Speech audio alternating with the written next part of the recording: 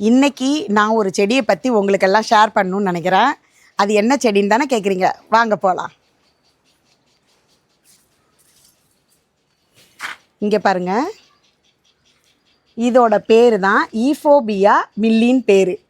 இது என்ன செடி அப்படின்னு பார்த்தீங்கன்னா, இது கள்ளி வகையை சேர்ந்த செடி. இந்த செடி பார்த்திங்கன்னா ஆஃப்ரிக்காலேருந்து எடுத்துகிட்டு வந்த செடின்னு சொல்லப்படுது. அது மட்டும் இல்லாமல் இது பாலைவனத்தில் தான் நிறைய இருக்கும் அப்படின்னு சொல்கிறாங்க. நம்ம வீட்டில் வச்சுருக்கோம். என்ன காரணம் அப்படின்னு பார்த்தீங்கன்னா, இந்த கள்ளி செடி இருந்ததுன்னா நமக்கு கந்திருஷ்டியெல்லாம் இருக்காது. சரிங்களா? இந்த செடி பார்த்திங்கன்னா கெட்ட சிந்தனையோடு நம்மக்கிட்ட பழகிறவங்களுடைய எண்ணங்களையே மாற்றிடும். அந்த மாதிரி பவர் உள்ள செடி இது. இந்த செடியை நீங்கள் வீட்டு என்ட்ரன்ஸ்லேயே வைக்கலாம். இந்த செடியை நிறைய பேர் கிறிஸ்து செடின்னே சொல்கிறாங்க. என்ன காரணம் அப்படின்னு பார்த்தீங்கன்னா, நீங்கள் பாருங்கள், இது ஃபுல்லாக முள்.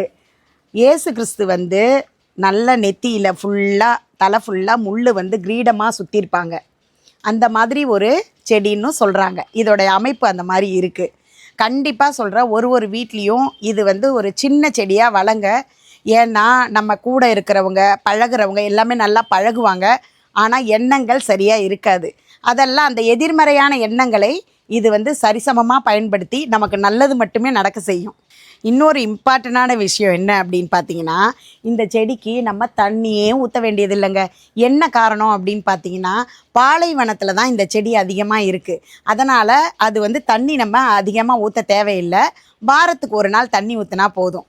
இதை அதையே அப்சர்வ் பண்ணி சூப்பராக இருக்கும். அது மட்டும் இல்லாமல் இந்த பூ அவ்வளோ சீக்கிரம் உதிராது.